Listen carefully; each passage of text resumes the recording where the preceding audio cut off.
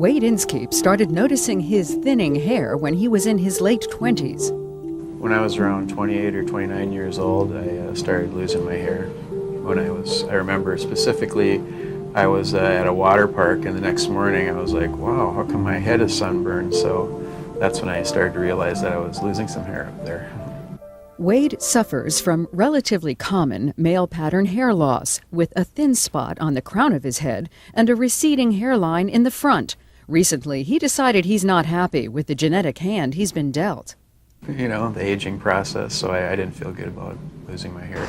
Today, men and women suffering from hair loss have a number of options, from pills to topical solutions, hair plugs to hair grafts. But these solutions aren't for everyone.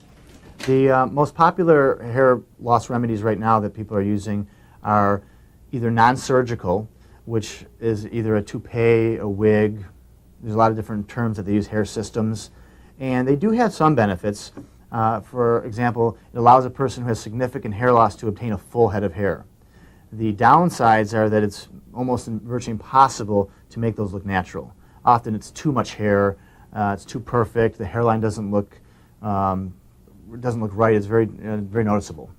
And then there's the medications that are also used for hair loss, such as Propecia and Rogaine. They do have some benefit, but I think the benefits are more related to preventing further hair loss and slowing down the hair loss process versus giving a person more hair. And then you have the surgical options.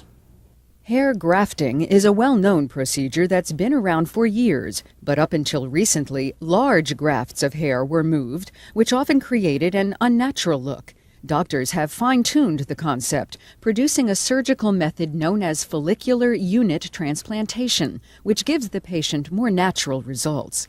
The basic principle is taking hair from the donor area, which is the back of the head, where it grows forever, and placing it on the top of the head. You want to do this in a very natural way. Follicular units are the natural way hairs grow, 1, 2, and 3 hair natural groupings. So what we do with follicular unit hair transplantation is take the hair out and dissect it under a microscope into these natural 1, 2, and 3 hair groupings. We then take those natural groupings and place them back in the balding area in a natural pattern, to mimic the way natural hair grows. And it's a very powerful tool because it's like a tiny paintbrush, and you can redistribute the hair in just perfectly natural patterns. The end result of the patient is that they no longer have to ever have an unnatural look. After weighing all the options, Wade chose Shapiro Medical Group for his transplant surgery. I decided to get into hair transplant surgery because it seemed like a natural way to restore the look that I had before.